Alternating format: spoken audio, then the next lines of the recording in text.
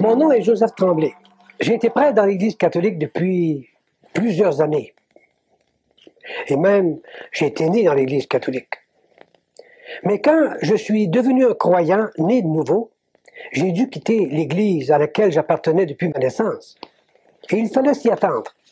Plusieurs de mes amis furent étonnés et même peinés de ma décision. Et ils m'ont demandé une explication. Et c'est pour cela que je suis ici en ce moment. Il se pourrait qu'il y ait des personnes qui se scandaliseront des choses que je vais dire, mais loin de moi l'intention d'offenser qui que ce soit, ou même d'attaquer un système religieux quelconque. Je suis convaincu que Dieu est un Dieu d'amour, et qu'il est capable de sauver n'importe qui, n'importe quand et n'importe où, quel que soit l'endroit où la personne se trouve, quel que soit l'état dans lequel elle se soit engagée, quelle que soit la race à laquelle elle appartienne. Dieu est capable, aujourd'hui encore, de sauver quiconque veut bien se repentir et se confier en Jésus-Christ pour son salut. Mon expérience personnelle en est un exemple. Le tout débuta en 1964 au Chili, pendant que j'étais missionnaire dans la congrégation des Oblats de Marie Immaculée, et eut son dénouement au Canada en 1966. Qu'est-ce qui s'est passé entre ces deux dates? Eh bien, le salut de mon âme. Depuis longtemps, Dieu me cherchait et me poursuivait. Et moi, je voulais bien me donner à lui aussi. Je pensais bien l'avoir déjà fait en étant membre de la religion dans laquelle j'étais né. Et voilà qu'un jour, Dieu m'ouvrit les yeux, me faisant comprendre mon péché et son propre moyen de salut à lui. Comment cela s'est-il passé? C'est ce que je voudrais essayer d'expliquer dans les quelques moments qui suivent. Je suis né au Québec, Canada, en 1924. Mes parents m'ont inculqué depuis ma tendre enfance un grand respect pour Dieu, ainsi qu'un intense désir de le servir du mieux que je pourrais. Et je voulais tout lui consacrer, afin de lui plaire le plus possible. Selon ces mots de l'apôtre Paul, « Je vous exhorte, frères, par les compassions de Dieu, à offrir vos corps comme un sacrifice vivant, saint, agréable à Dieu, ce qui sera de votre part un culte raisonnable. » Alors c'est donc pour lui plaire que je lui consacrai ma vie dans l'état religieux et sacerdotal. Après plusieurs années d'études, je fus ordonné prêtre près de Rome, en Italie. Un an plus tard, j'étais envoyé comme missionnaire en Bolivie et au Chili, où je travaillais pendant plus de 13 ans. Oh, j'aimais beaucoup ce genre de travail. Et j'essayais de faire face à mes responsabilités le mieux que je pouvais, jouissant de l'amitié de tous mes compagnons de travail. Même s'ils regardaient avec une certaine ironie mes goûts prononcés pour l'étude de la Bible, cependant leurs invitations à partager avec eux mes découvertes me prouvaient leur approbation. Certains m'appelaient même Joe la Bible, mais je savais que malgré l'ironie cachée derrière cette appellation, ils m'enviaient.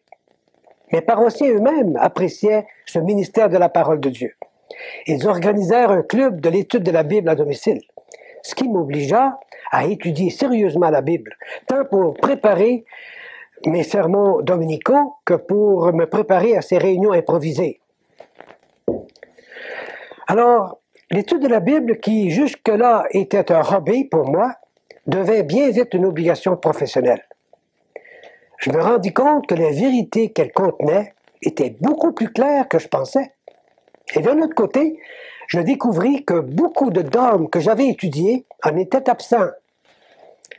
Ces études de la Bible que j'avais faites, donc, me démontraient que je ne connaissais pas la Bible. Alors, je commençai à parler à mes supérieurs d'aller étudier la Bible, quand ce serait mon tour de prendre des vacances. Entre-temps, les Jésuites en Antofagasta m'invitèrent à enseigner la Bible à l'école normale de l'université qu'ils dirigeaient. Je ne sais pas comment ils apprirent mon intérêt pour la Bible. Malgré mon manque de préparation, j'acceptai l'invitation, sachant que cette nouvelle responsabilité allait me forcer à étudier sérieusement la parole de Dieu. Que d'heures, de nuit et de jours furent consacrées à la préparation de mes cours, mes réunions, mes sermons. Et pour m'aider à garder un bon moral pendant ces heures de lecture et d'études, je m'étais habitué à écouter de la musique. On m'avait donné un petit radiotransistor par l'intermédiaire duquel je pouvais écouter les plus beaux concerts sans avoir à tourner les disques. C'est ainsi qu'un jour, je me rendis compte que c'était des beaux cantiques religieux qui me parvenaient. J'entendais le mot Jésus à travers, de temps en temps, pendant que je lisais la Bible et que je lisais les commentaires. L'ambiance était vraiment propice. Mais ces cantiques durèrent peu. Ils furent remplacés par une sorte de lecture de la Bible, et le dernier verset qui a été lu a attiré mon attention très fortement. Celui qui n'a point connu le péché, Dieu l'a fait devenir péché pour nous, afin que nous devenions en lui justice de Dieu. D'abord, je fus tenté de changer de poste, car cela me dérangeait beaucoup d'entendre parler pendant que j'étudiais. Et en plus, je me disais, qu'est-ce que ce ministre peut bien avoir de bon à m'enseigner? Moi, avec tous mes grades, je peux lui en montrer. Mais après une courte hésitation, j'optai pour écouter ce qu'il avait à dire. Et vraiment, j'appris des choses merveilleuses concernant la personne du Seigneur Jésus-Christ. J'étais même rempli de confusion, sachant que je n'aurais sans doute jamais pu en faire autant. Il me semblait que c'était Jésus qui me parlait, qui était là devant moi. Et combien peu je le connaissais, ce Jésus, qui pourtant faisait le sujet de mes pensées, de mes études. Je le sentais bien loin de moi. C'était la première fois que ce sentiment semblable venait en mon esprit concernant Jésus. Il me parut comme un étranger à ma vie. Il me semblait que tout mon être était vide. C'était comme un immense vide autour duquel j'avais monté tout un échafaudage de principes et de dogmes théologiques, bien beaux, bien charpentés, bien illustrés, mais qui ne touchaient pas mon âme, qui n'avaient pas changé mon cœur. Je sentis un vide immense en moi, et en dépit du fait que je continuais à étudier et à me gorger de lecture, de prières et de méditation, ce vide allait grandissant chaque jour davantage. Et je continuais à écouter à ce même poste tous les programmes que je pouvais. Et j'appris que cela venait de Quito, Équateur. C'était HCJB. J'appris aussi que ce poste était exclusivement consacré à prêcher l'Évangile dans le monde entier. Parfois, j'étais vraiment touché par tout ce que j'entendais. Et j'écrivais au poste directement pour les remercier et leur demander des renseignements. Ce qui me frappa le plus dans tout ce que j'entendais, ce fut l'insistance avec laquelle l'on parlait du salut par grâce, que tout le crédit du salut de l'homme était donné non pas à l'homme sauvé, mais au Seigneur Jésus, l'unique sauveur, que l'homme ne pouvait se glorifier de rien, que ses œuvres n'étaient qu'un vêtement souillé, que la vie éternelle ne pouvait être reçue dans un cœur que comme un don gratuit, que ce n'était pas une récompense en échange de mérites acquis, mais un don non mérité, donné par Dieu à quiconque se repent de ses péchés et reçoit dans sa vie Jésus comme son sauveur personnel. Tout cela était du nouveau pour moi. Tout cela était contraire à ce que ma théologie m'avait enseigné, que le ciel et la vie éternelle ne pouvaient se gagner qu'à coups de mérite, de fidélité, de charité et de sacrifice. Ce que j'avais d'ailleurs essayé de faire durant tant d'années. Et comme résultat de mes efforts, je me disais, je ne suis pas plus avancé qu'avant. Si je commets un péché mortel, je m'en vais en enfer, si je meurs dans cet état-là. Ma théologie m'avait enseigné le salut par les œuvres et les sacrifices. Et je découvre dans la Bible un salut gratuit. Ma théologie ne me donne pas l'assurance du salut. La Bible m'offre cette assurance. Je me vois confus. Peut-être devrais-je arrêter d'écouter ces émissions évangéliques. Cette lutte en moi était en train de prendre d'alarmantes proportions. Je souffrais dans tout mon corps et dans mon cœur aussi. Des maux de tête, insomnie, crainte de l'enfer. Je n'avais plus envie de dire la messe, ni d'entendre des confessions. Mon âme avait davantage besoin de pardon et de consolation que toutes les autres âmes au contact desquelles je venais. Et j'évitais tout le monde. Mais Dieu continuait à me parler dans la solitude de mon cœur angoissé. Tant de questions surgissaient à mon esprit, tant d'inquiétudes bouillonnaient dans mon cœur. Et la parole de Dieu vint à mon secours, répandant un baume rafraîchissant sur les chaleurs que je ressentais. Il est écrit, car Dieu a tant aimé le monde qu'il a donné sa vie, son Fils unique, afin que quiconque croit en lui ne périsse point, mais qu'il ait la vie éternelle. Et la parole de Dieu dit, car tous ont péché et sont privés de la gloire de Dieu, et ils sont gratuitement justifiés par sa grâce, par le moyen de la rédemption qui est en Jésus-Christ. Encore un autre verset que j'ai lu, car le salaire du péché, c'est la mort, mais le don gratuit de Dieu, c'est la vie éternelle en Jésus-Christ, notre Seigneur. Et beaucoup d'autres textes qui me viennent à l'esprit, textes que je connaissais maintenant pour les avoir souvent écoutés sur les ondes de HCJB. Bien, il me vient à l'esprit de tout raconter à mes supérieurs. Celui qui était dans mon couvent, à ce moment-là, était un homme très sage et un vrai papa pour chacun. Il avait déjà remarqué mon attitude. J'avais changé. Quelque chose n'allait pas en moi. Je lui dis pourquoi. Il me laissa parler. Avant de terminer ma confession, je lui dis « J'aimerais pouvoir non seulement lire la Bible et étudier la Bible, mais aussi essayer d'y adapter ma vie et de vivre selon ce qui est écrit, sans d'autres impositions des hommes. » La réponse fut très vague. Il ne voulait pas m'offenser.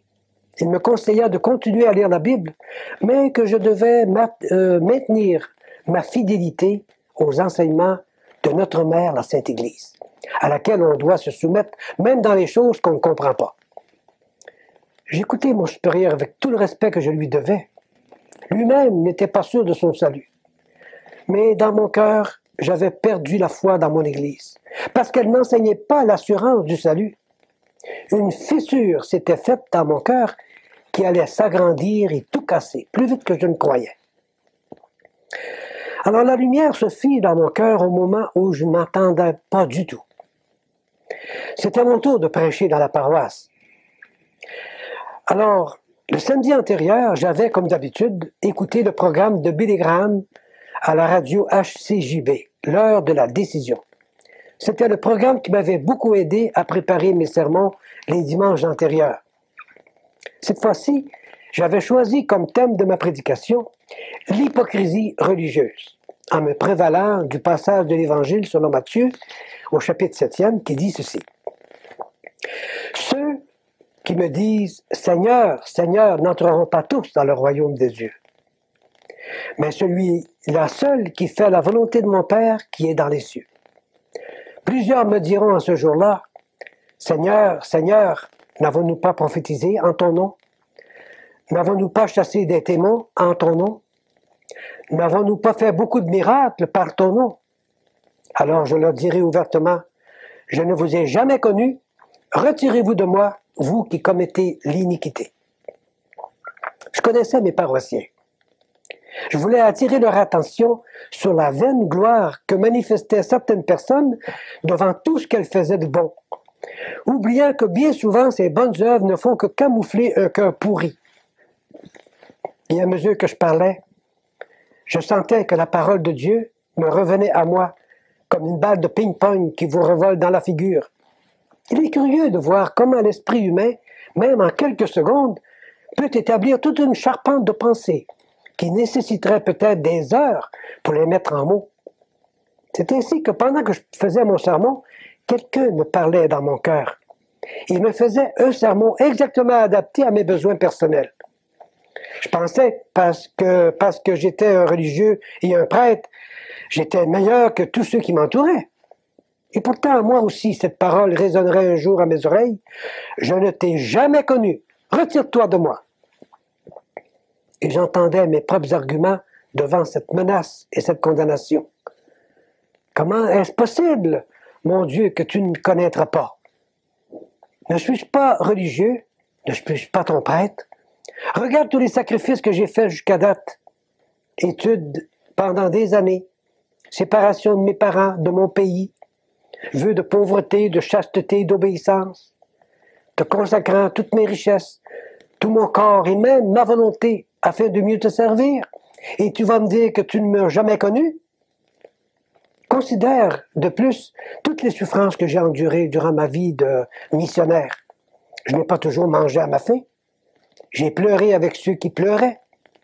J'ai baptisé des centaines de bébés, entendu des milliers de confessions, consolé beaucoup d'âmes éplorées, découragées.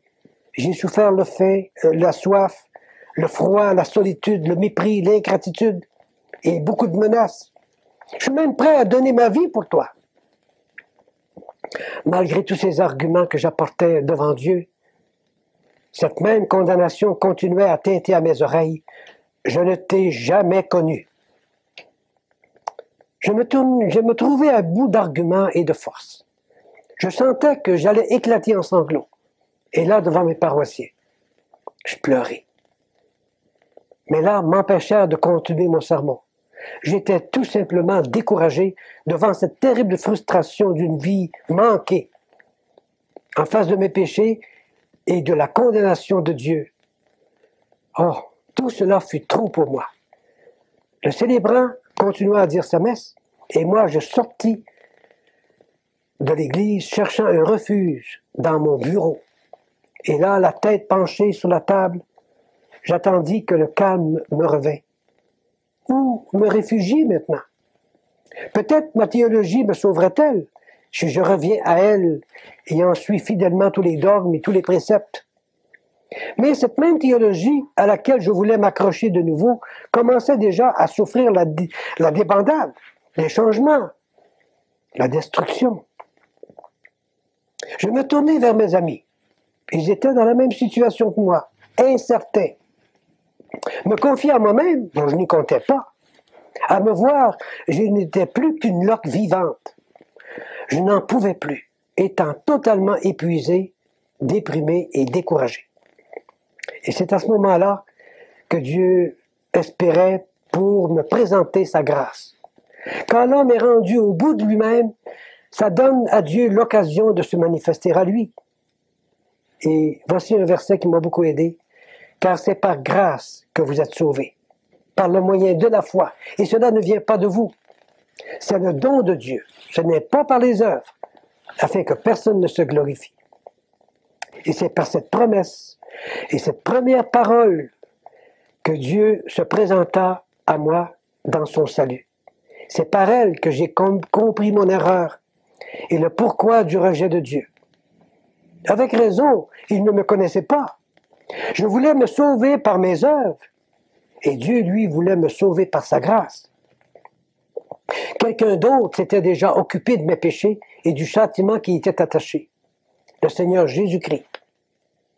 Il est mort sur la croix pour cela. C'est pour le péché de quelqu'un d'autre qu'il est mort, pas pour lui, parce que lui, il n'a jamais péché. C'est pour le péché de qui alors? Ne serait-ce pas pour les miens? Oh oui, c'était pour les miens.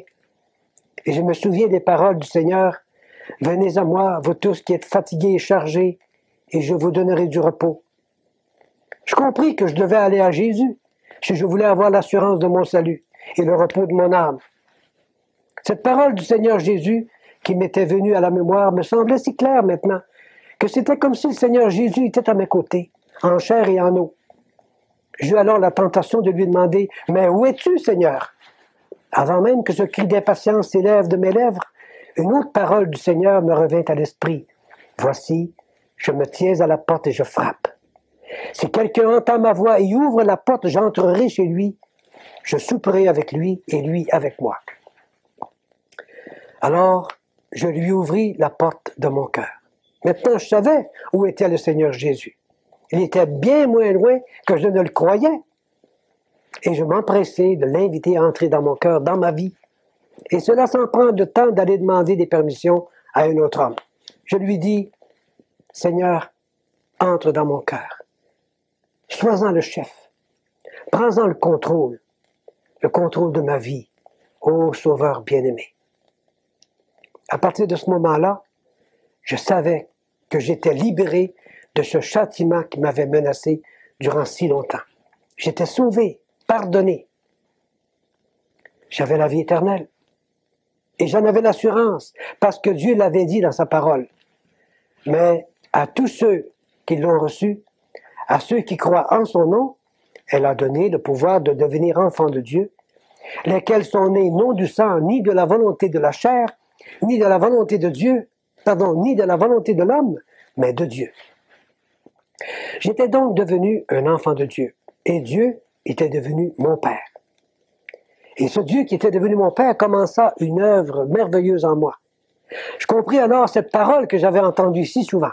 Celui qui n'a point connu le péché, Dieu l'a fait devenir péché pour nous, afin que nous devenions en lui justice de Dieu.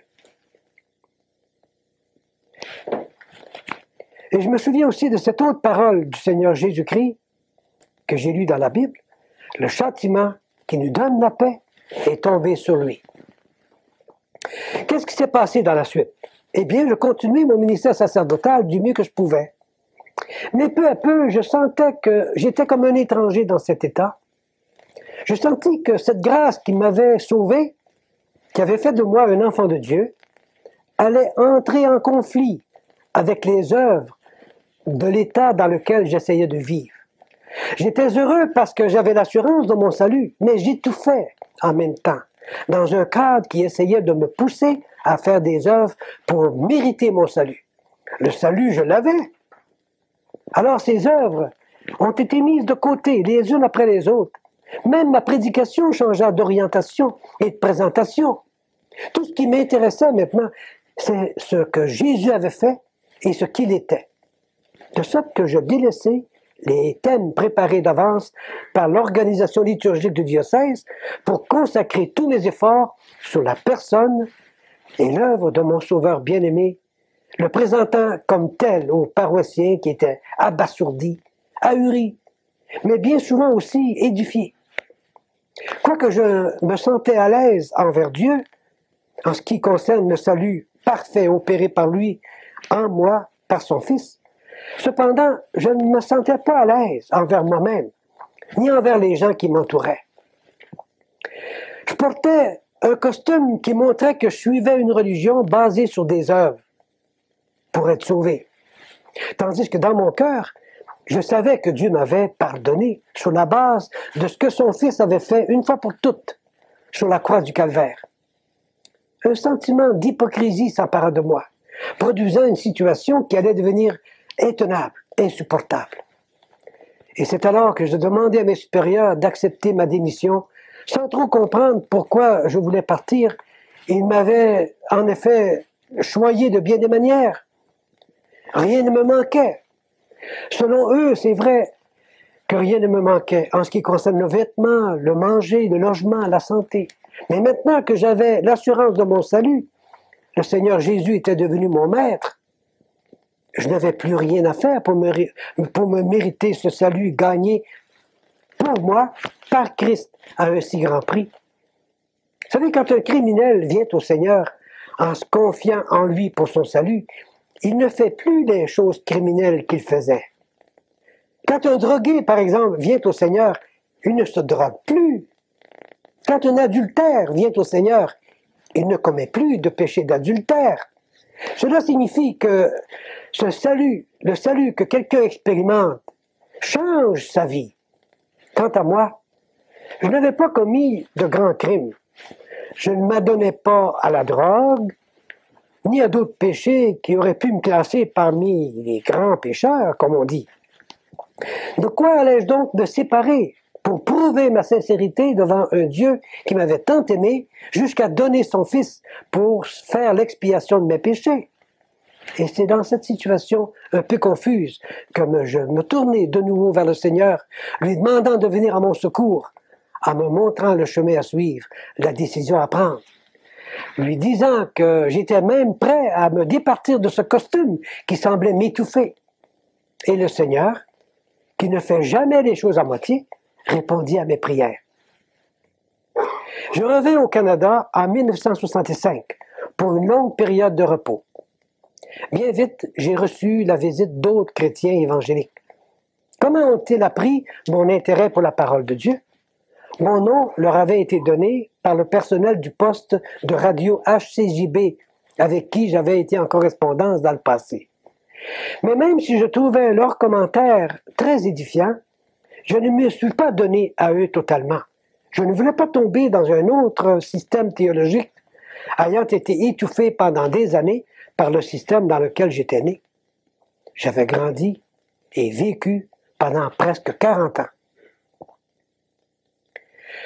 Alors, je priais pourtant le Seigneur de me faire comprendre, de me faire trouver des frères, des sœurs avec lesquels je pourrais me réunir afin de ne plus me sentir si seul. Je connaissais l'expérience des premiers chrétiens dont nous lisons dans la Bible, qu'ils aimaient se réunir. Et dans le chapitre 2 du livre des Actes, on lit ceci: ils persévéraient dans l'enseignement des apôtres, dans la communion fraternelle, dans la fraction du pain et dans les prières. Et je me suis demandé, est-ce que les chrétiens continuent à se réunir encore aujourd'hui pour se souvenir du Seigneur en attendant son retour? Dieu, qui a pourvu pour le salut de mon âme, va pourvoir aussi pour me faire découvrir la présence de ses enfants. Alors, mes supérieurs de Montréal m'appelèrent un jour pour m'offrir et remplacer un professeur de théologie au collège secondaire de Rouen en Abitibi. J'hésitais beaucoup avant d'accepter cette invitation. Je n'aimais pas cette région du pays. Mais après un moment d'hésitation, j'acceptai, puisque ce n'était que pour quelques mois. L'enseignement que je devais donner portait sur l'Église. L'on me facilita tous les livres nécessaires pour préparer mes cours. Et je commençais mes préparatifs en ne me servant que de la Bible. Bien entendu, j'avoue que j'avais moi-même de la misère à comprendre ce que j'enseignais.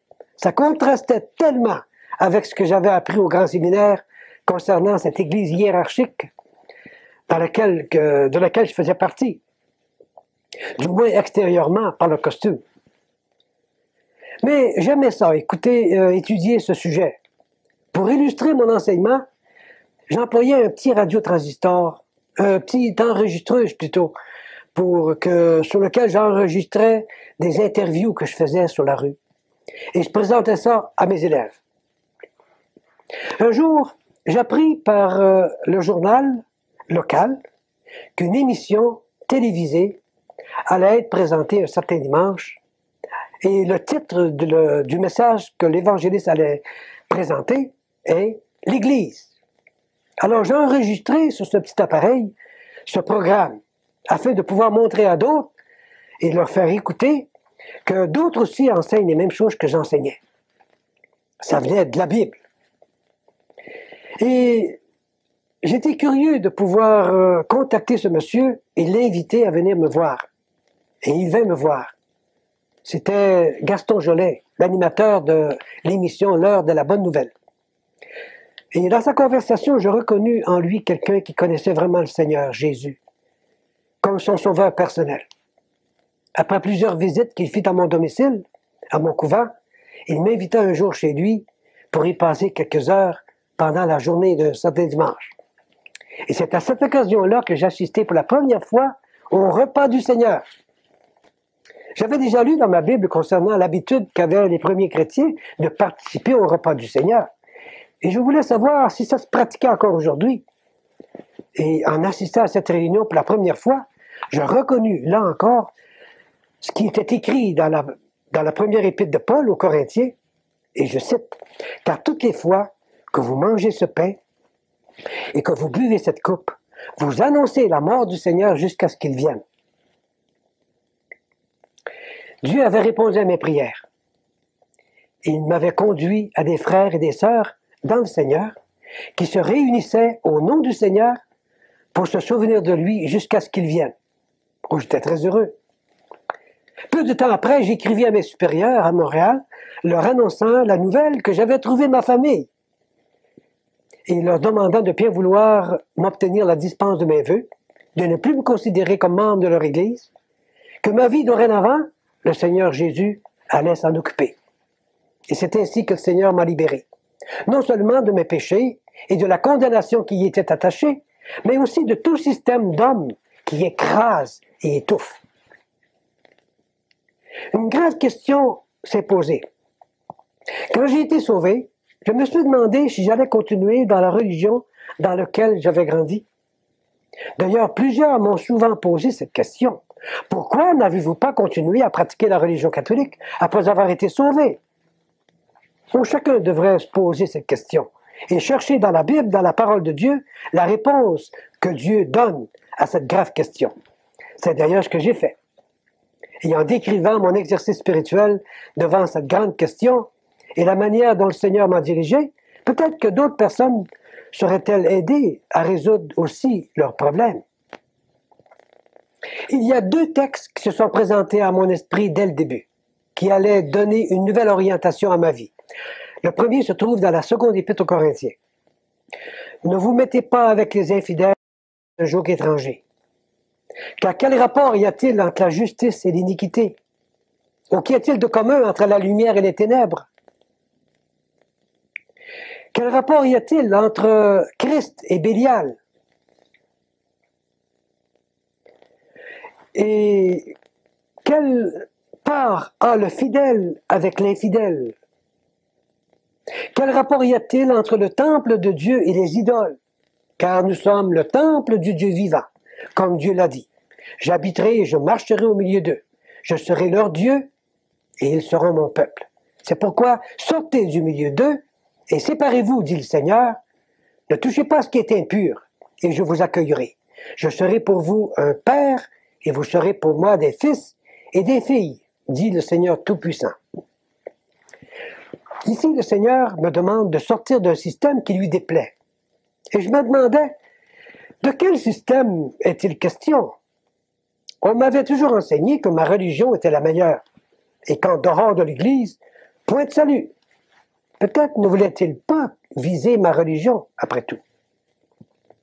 Le second texte se trouve dans le livre de l'Apocalypse, au chapitre 18e. Et on lit ceci.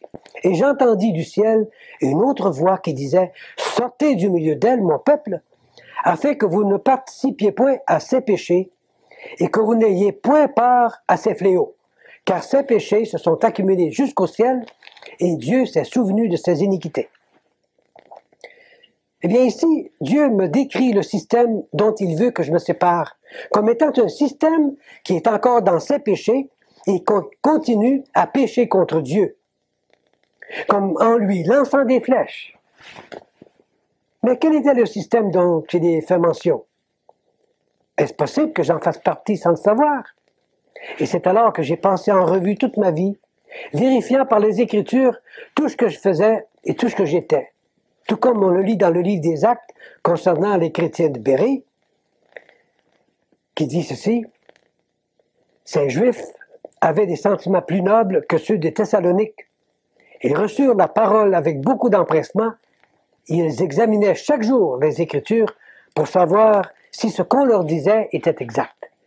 Alors je me suis donc mis à étudier les Écritures pour savoir si ce qu'on m'avait enseigné et ce que je faisais était conforme à la parole de Dieu. Et le résultat de mon examen, eh bien, voici le résumé dans les quelques lignes ou dans les quelques paroles qui suivent. D'abord, ce fut la question de l'assurance de mon salut, naturellement. Mon Église m'avait enseigné que personne ne pouvait être sûr d'aller au ciel avant de mourir. Et même elle menaçait d'excommunication quiconque oserait penser le contraire. Mais nous lisons dans la parole de Dieu, « Je vous ai écrit ces choses, afin que vous sachiez que vous avez la vie éternelle, vous qui croyez au nom du Fils de Dieu. » Dieu donc dit à quiconque croit en son Fils pour son salut, « Oui, sache que tu as la vie éternelle. » Alors c'est ce que j'ai fait.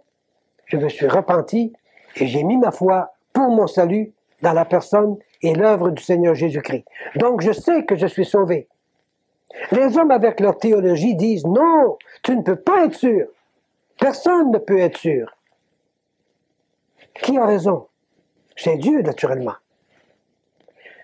C'est juste pour que nous ayons l'assurance d'être sauvés que Dieu a dit ces choses dans la parole. Un autre point qui m'a paru être en désaccord avec la parole de Dieu, c'est la question du pardon des péchés. C'est un grand problème que l'homme veut résoudre.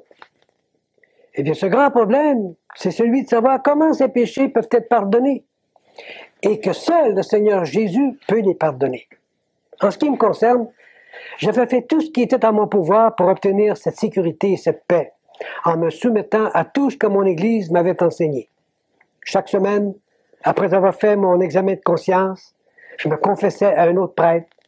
Et après avoir reçu l'absolution, j'accomplissais la pénitence qui m'avait été imposée, en y ajoutant souvent d'autres prières de mon cru, souvent en élevant mes bras en forme de croix. Et malgré tout cela, j'étais toujours dans un état de tourment intérieur, essayant de découvrir quelle sorte de péché j'aurais pu avoir caché dans le fond de mon cœur et que j'aurais oublié de confesser. Quel tourment! Je n'ai jamais été sûr que mes péchés étaient vraiment pardonnés. Mais quand j'eus rencontré Christ, j'ai trouvé la paix, la vraie, celle dont parle la Bible. Et je cite, « Étant donc justifiés par la foi, nous avons la paix avec Dieu par notre Seigneur Jésus-Christ. » Il y a un autre verset qu'on lit, « Tous les prophètes rendent de lui le témoignage que quiconque croit en lui reçoit par son nom le pardon des péchés. » Ces paroles sont de Dieu même, parlant par la bouche ou la plume de Pierre ou de Paul, c'est ce grand apôtre Pierre en particulier, à qui le Seigneur Jésus avait dit, « Ceux à qui vous pardonnerez les péchés, ils leur seront pardonnés. Et ceux à qui vous les retiendrez, ils leur seront retenus. » Ce n'est pas vers sa propre personne que Pierre demande aux gens de venir pour qu'ils confessent leurs péchés. Comment se fait-il que l'on m'ait enseigné que confesser nos péchés à un autre homme avait été ordonné par le Seigneur Jésus? Le Seigneur Jésus a demandé à ses apôtres et à tous ses disciples de prêcher l'Évangile qui donnerait aux gens l'opportunité de savoir que leurs péchés pouvaient être pardonnés. Et je cite un passage dans la première épître aux Corinthiens. « Je vous rappelle, frères, l'Évangile que je vous ai annoncé, que vous avez reçu, dans lequel vous avez persévéré et par lequel vous êtes sauvés, si vous le retenez dans les termes que je vous l'ai annoncés. Autrement, vous auriez cru en vain. Je vous ai enseigné avant tout, comme je l'avais aussi reçu, que Christ est mort pour nos péchés selon les Écritures, qu'il a été enseveli et qu'il est ressuscité le troisième jour selon les Écritures. »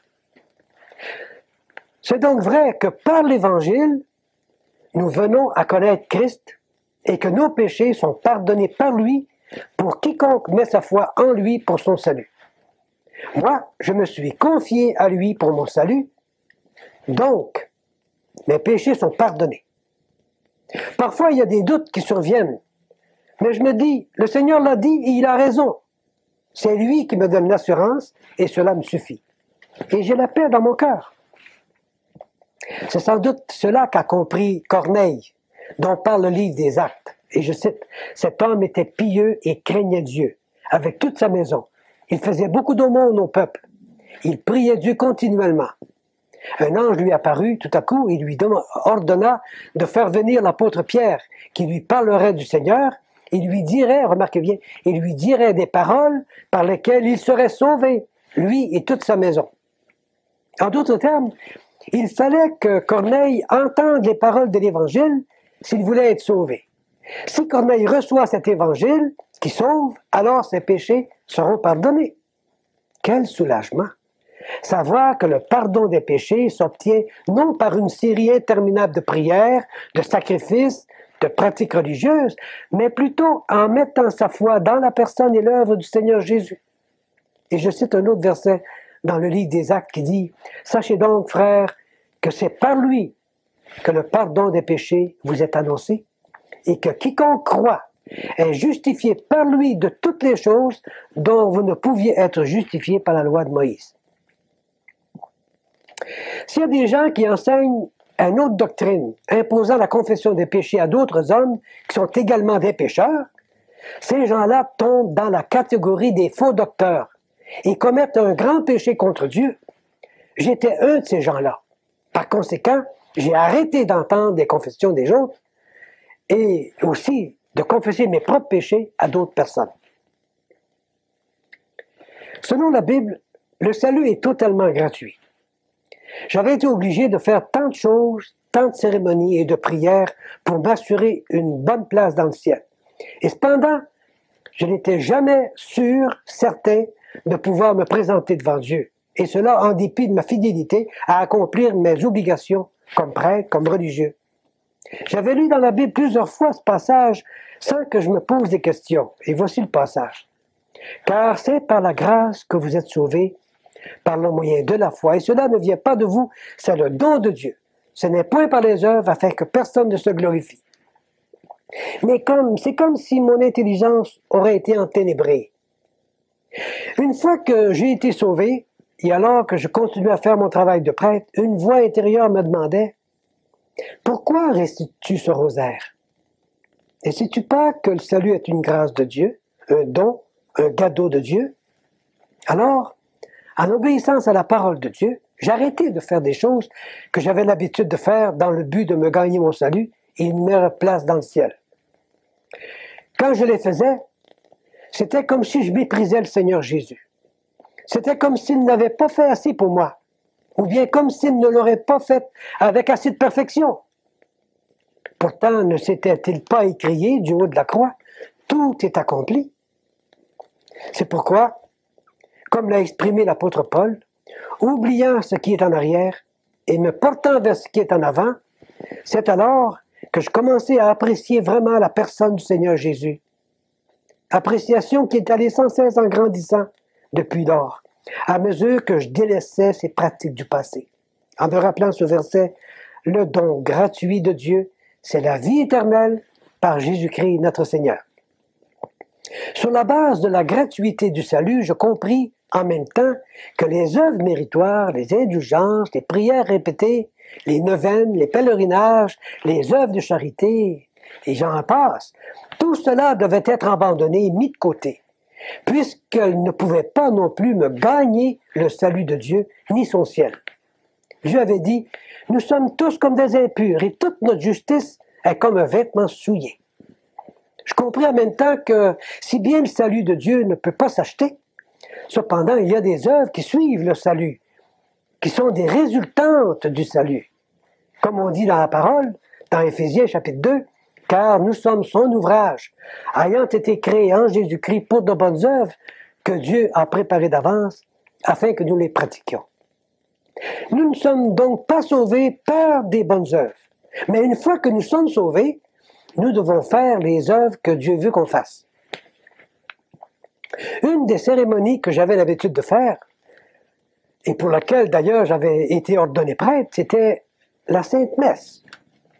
On m'avait enseigné que la messe, et j'en donne une définition, c'est le renouvellement du sacrifice du calvaire fait d'une manière non sanglante pour le pardon des péchés des vivants et des morts. J'avais voulu justement devenir prêtre dans l'église de Rome pour pouvoir célébrer la Sainte Messe et ainsi avoir mes péchés pardonnés et pardonner les péchés des autres. Mais en lisant la Bible, je me rendis compte très vite que cette définition donnée à la messe était en contradiction avec la parole de Dieu dans toutes ses parties.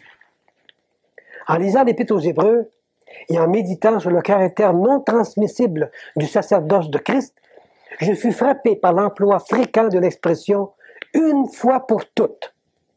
Voici, il est écrit par exemple, « Il nous convenait en effet d'avoir un souverain sacrificateur comme lui, saint, innocent, sans tache, séparé des pécheurs, et plus élevé que les cieux, qui n'a pas besoin, comme les souverains sacrificateurs, d'offrir chaque jour des sacrifices, d'abord pour ses propres péchés, ensuite pour ceux du peuple, car ceci il a fait une fois pour toutes, en s'offrant lui-même. » Dans ce passage, le Seigneur Jésus fait une comparaison entre lui-même et les prêtres de l'Ancien Testament.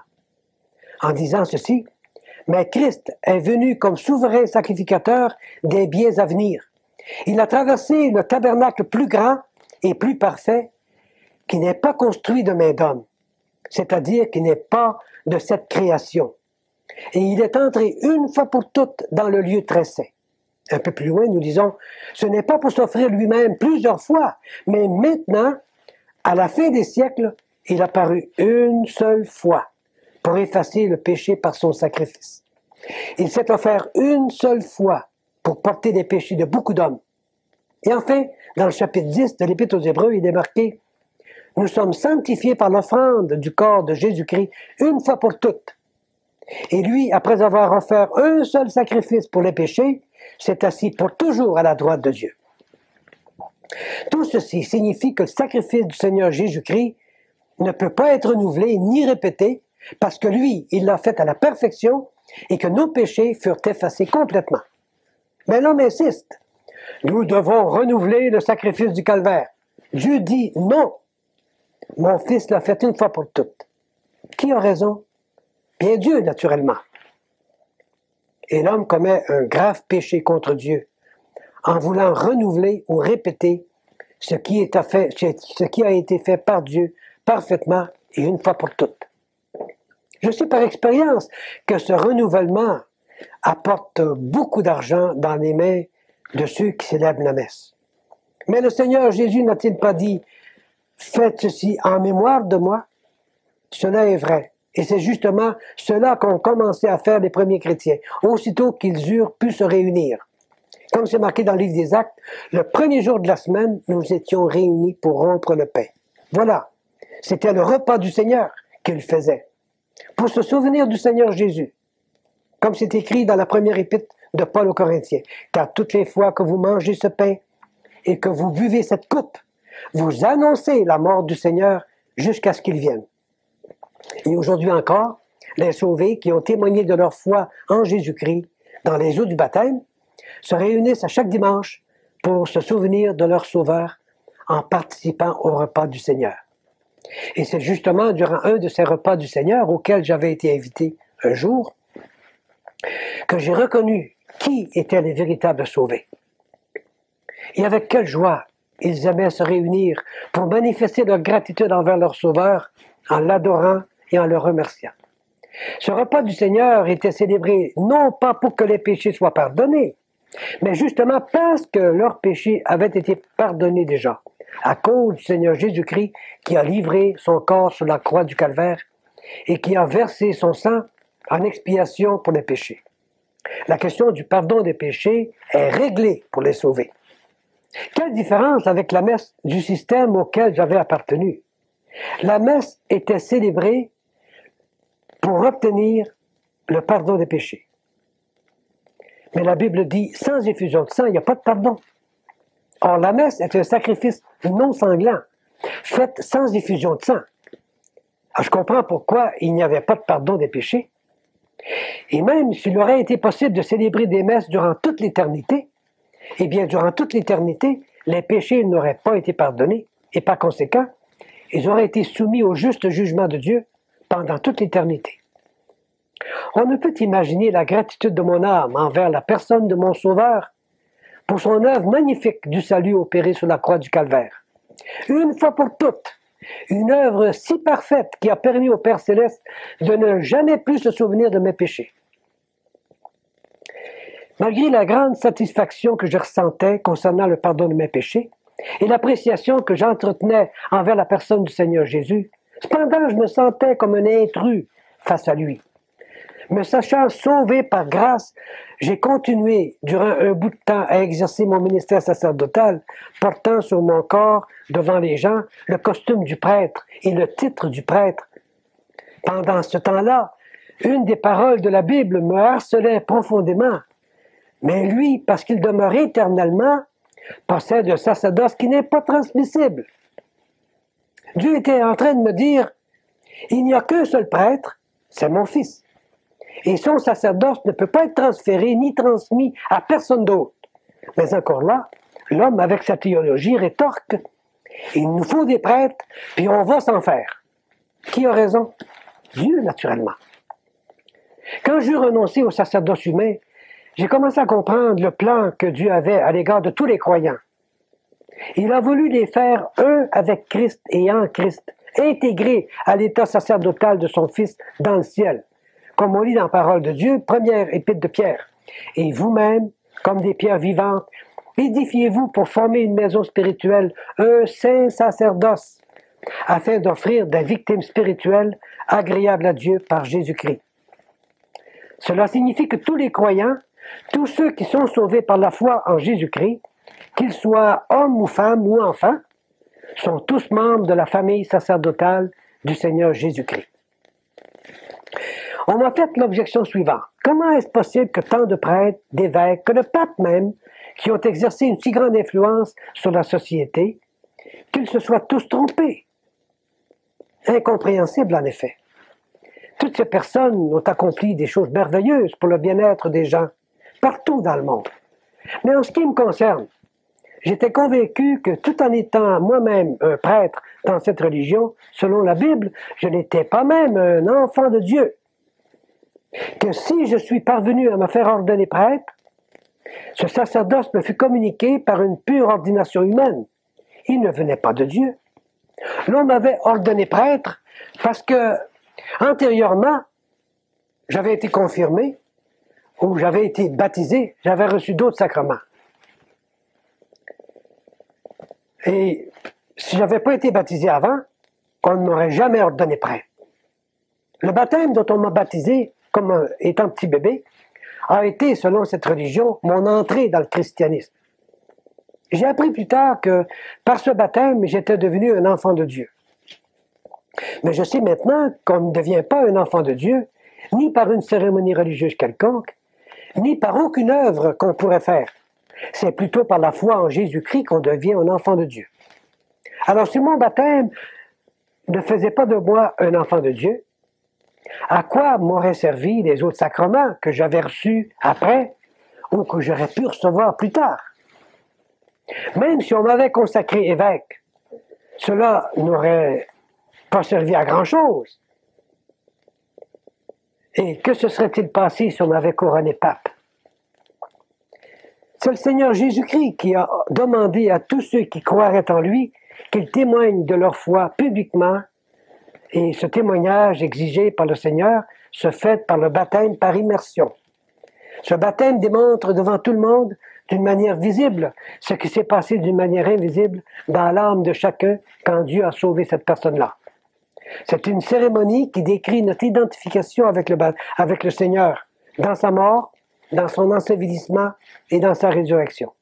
Le baptême ne sauve personne. Il ne fait que démontrer d'une manière illustrative ce qui s'est passé quand on a été sauvé. Mais l'homme dit, il faut se faire baptiser pour recevoir la vie de Dieu. Dieu dit non. Le salut est un don gratuit, donné à quiconque se repent et croit à mon Fils. Qui a raison? Dieu, naturellement. On m'a accusé d'avoir perdu la foi dans le pape. Je m'y attendais. La parole de Dieu vint en mon secours. On m'avait enseigné que le pape est le chef visible de l'Église et que Christ en est le chef invisible. Et pour me le prouver, on m'a cité des paroles que le Seigneur Jésus a dites un jour à l'apôtre Pierre. Et moi, je te dis que tu es Pierre, et que sur ce roc, je bâtirai mon Église, et que les portes du séjour des morts ne prévaudront point contre elle. Ce passage est dans l'Évangile de Matthieu. Mais je sais que le mot roc ici ne correspond pas à Pierre. C'est bien le Seigneur Jésus-Christ lui-même qui est le roc. C'est lui qui est le rocher, le roc, la pierre angulaire de l'édifice qu'il allait construire. C'est d'ailleurs symbolisé dans l'Ancien Testament par ce rocher d'où a coulé l'eau qui a rassasié le peuple hébreu dans le désert. Vous vous souvenez? C'est marqué dans la première épître de Paul aux Corinthiens, ceci, ils ont tous bu le même breuvage spirituel, car ils buvaient à un rocher spirituel qui les suivait, et ce rocher était Christ. Ce fut donc très clair pour moi. C'est pourquoi, quand j'eus quitté l'Église, dont je faisais partie, j'ai eu la liberté de donner à mes amis la réponse suivante. Oui, c'est vrai, j'ai perdu la foi dans le pape. Ou plutôt, cette foi que j'avais déposée dans le pape, je la retirai de lui pour la déposer sur le vrai chef de l'Église. La vraie tête, l'unique tête, c'est le Seigneur Jésus-Christ.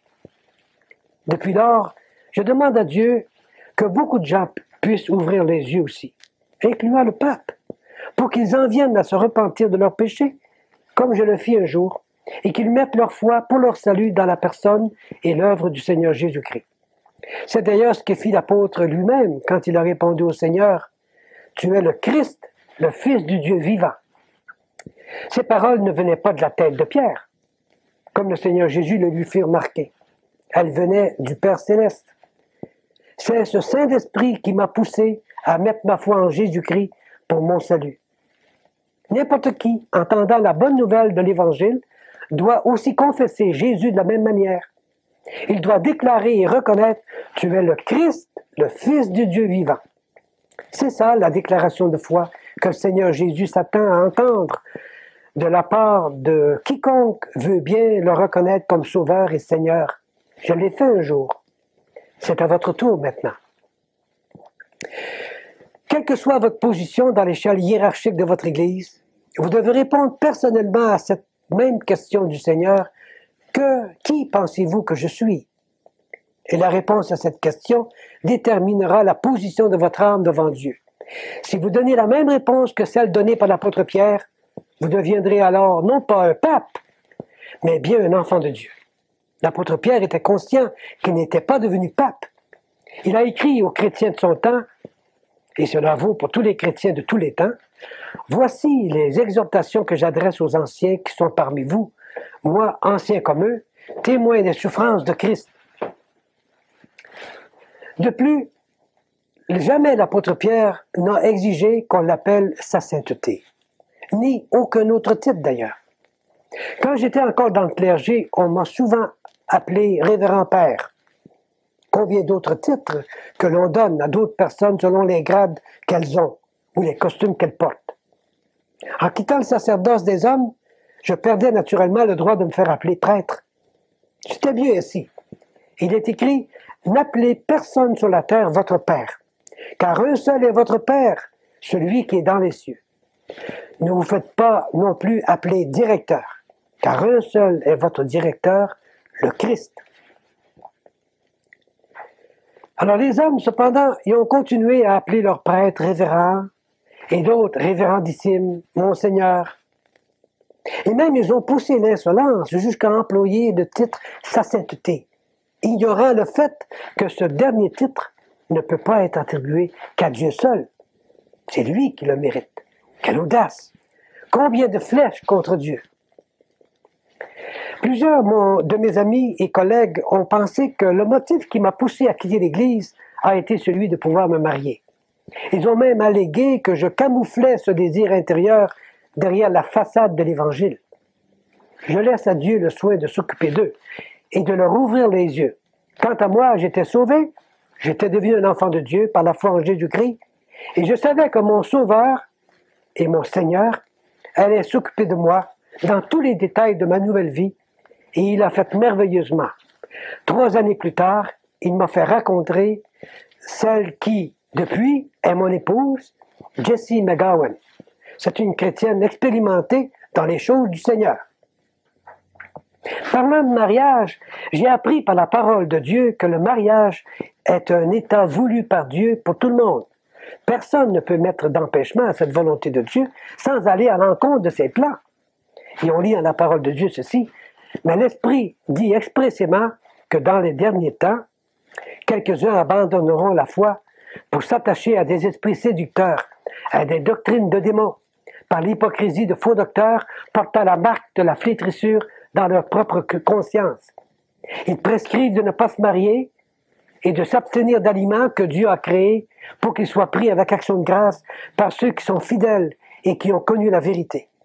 Car tout ce que Dieu a créé est bon, et rien ne doit être rejeté pourvu qu'on le prenne avec action de grâce.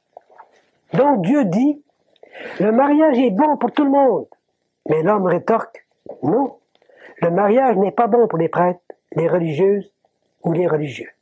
Qui a raison? C'est Dieu, évidemment. Comme prêtre, je m'engageais à me soumettre au pape et à enseigner et à prêcher des doctrines qui m'étaient imposées. Mais une fois soumis au contrôle de Christ et de sa parole, je découvris bien vite que la plus grande partie des dogmes qu'on m'avait enseignés ne se trouvaient pas dans la Bible, en particulier ceux concernant Marie, la mère de Jésus. On l'appelait la mère de Dieu, l'Immaculée Conception, l'Assomption, la médiatrice de toute grâce, la reine du monde et beaucoup d'autres titres. Tous ces titres sont connexes les uns aux autres, mais aucun ne se trouve dans la Bible. Le point de départ de tous ces titres se trouve dans celui de Mère de Dieu. Marie n'est pas la mère de Dieu. Dieu n'a pas de mère. Elle est la mère de Jésus, oui, qui est le Fils de Dieu, qui a pris une nature humaine dans le sein virginal de Marie. Les gens du monde de la théologie ont voulu lui donner le nom de Mère de Dieu, et pour légitimer ce titre, ils ont aussi trouvé celui d'Immaculée Conception, naturellement. Car ils se sont dit, il ne convient pas que la mère de Dieu soit née dans le péché, avec un péché dans l'âme. Alors, Ils ont inventé l'idée qu'elle aurait été conçue sans péché dès le sein de sa mère. La Bible parle, oui, de quelqu'un qui a vraiment été conçu sans péché dès le sein de sa mère. C'est Jésus. Il a été conçu sans péché par l'opération du Saint-Esprit dans le sein de Marie. C'est marqué dans l'Évangile de Luc, ceci. L'ange lui répondit, « Le Saint-Esprit viendra sur toi, et la puissance du Très-Haut te couvrira de son ombre. C'est pourquoi le Saint-Enfant qui naîtra de toi sera appelé Fils de Dieu. » Selon ces paroles de l'ange, c'est le Seigneur Jésus qui est immaculé dans sa conception, et non pas Marie. Selon la Bible, donc, Marie, tout comme les autres personnes qui sont nées dans ce monde, depuis le péché d'Adam, tombe elle-même dans la catégorie des pécheurs. Elle a eu besoin d'un sauveur, tout comme vous et moi. C'est bien ce qu'elle-même a compris quand elle s'est exclamée dans son cantique le Magnificat, « Mon âme exalte le Seigneur, et mon esprit se réjouit en Dieu, mon sauveur. » Si Marie a appelé Jésus son sauveur, c'est qu'elle avait besoin d'être sauvée, d'être bénéficiaire elle aussi de ce salut offert gratuitement à quiconque se repent et croit. Et comme conclusion, Marie n'est pas immaculée dans sa conception. Si elle n'est pas immaculée dans sa conception, les autres titres qui lui sont attribués ne valent pas non plus. Ces titres ne sont que des résultats de la des hommes, contre laquelle le Saint-Esprit nous met en garde. Et je vous cite ce verset dans la parole de Dieu qui se trouve dans l'Épître aux Colossiens. « Prenez garde que personne ne fasse de vous sa proie par la philosophie, par une vaine tromperie, s'appuyant sur la tradition des hommes, sur les principes élémentaires du monde et non sur Christ. » Un des titres attribués à Marie est celui de médiatrice de toute grâce. Mais la parole de Dieu nous présente le Seigneur Jésus comme le seul médiateur. Et je cite le verset dans 1 Timothée. « Car il y a un seul Dieu et un seul médiateur entre Dieu et les hommes, Jésus-Christ homme. » Alors, Marie n'est pas médiatrice. J'aime bien Marie. Elle est la mère de mon Sauveur, le Seigneur Jésus-Christ. De plus, c'est elle qui, en ce qui me concerne, m'a présenté son Fils. Elle m'a mis en contact avec le Sauveur de mon âme. Ce fut en effet une parole sortie de sa bouche lors des noces de Cana qui m'a personnellement permis de porter mon attention vers le Seigneur Jésus-Christ. Elle a dit au serviteur, « Faites tout ce qu'il vous dira. » Eh bien, c'est ce que j'ai fait moi-même. Je me suis mis à l'écoute du Seigneur Jésus, sous l'invitation de Marie. Je me suis mis à l'écoute du Seigneur par la lecture de la Bible, qui est la parole du Seigneur. Le résultat, le salut de mon âme. Je suis sauvé. Marie a appelé Jésus mon sauveur. Moi aussi, je l'ai appelé mon sauveur, parce que je l'ai reconnu comme celui qui a porté mes péchés sur la croix, qui est mort à ma place et qui est maintenant vivant pour me donner sa vie et vous la donner à vous aussi. N'aimeriez-vous pas, à votre tour, cher ami, vous mettre à l'écoute du Seigneur Jésus et vous confier à lui pour votre salut?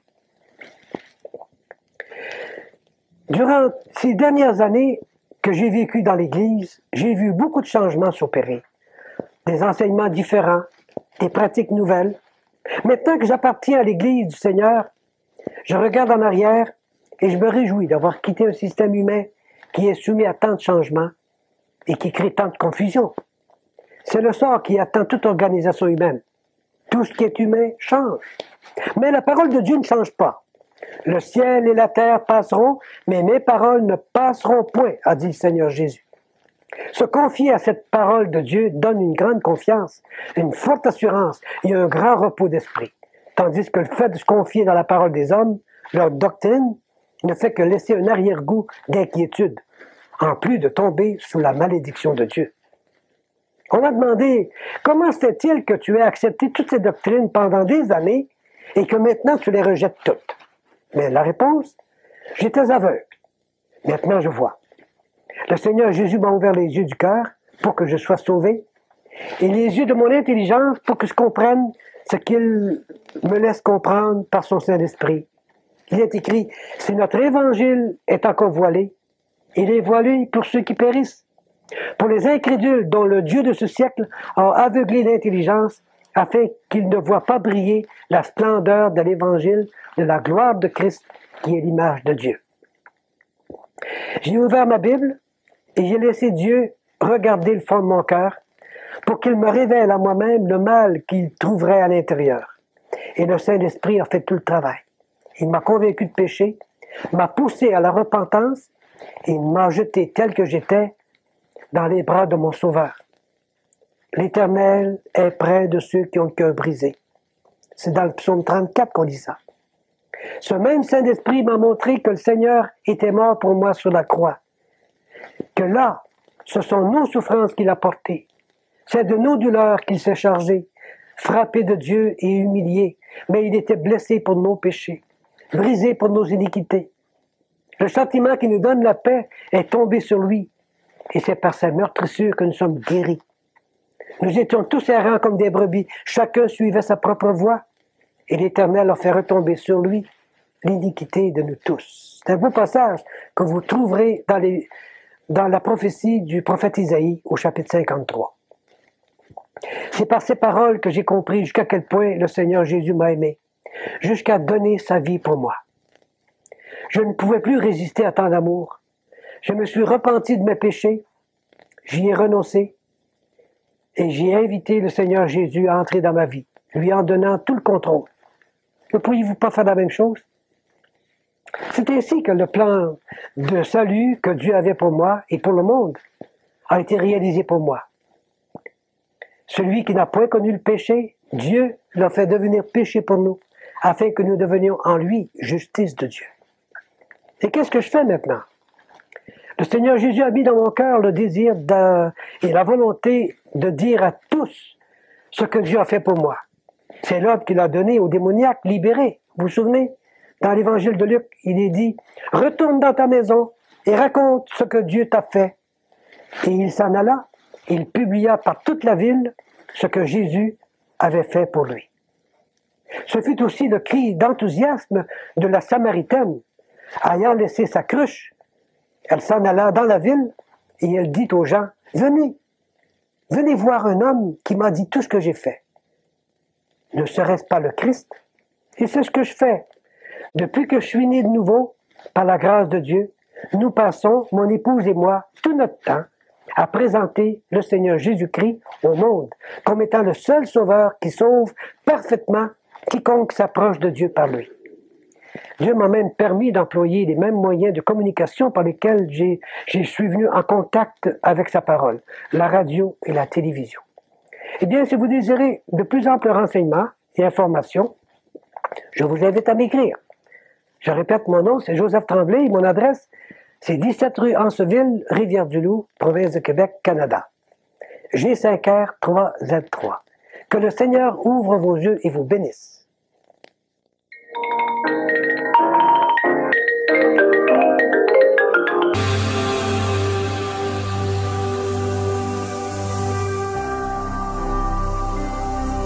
Jésus-Christ TV, vous connaîtrez la vérité et la vérité vous affranchira.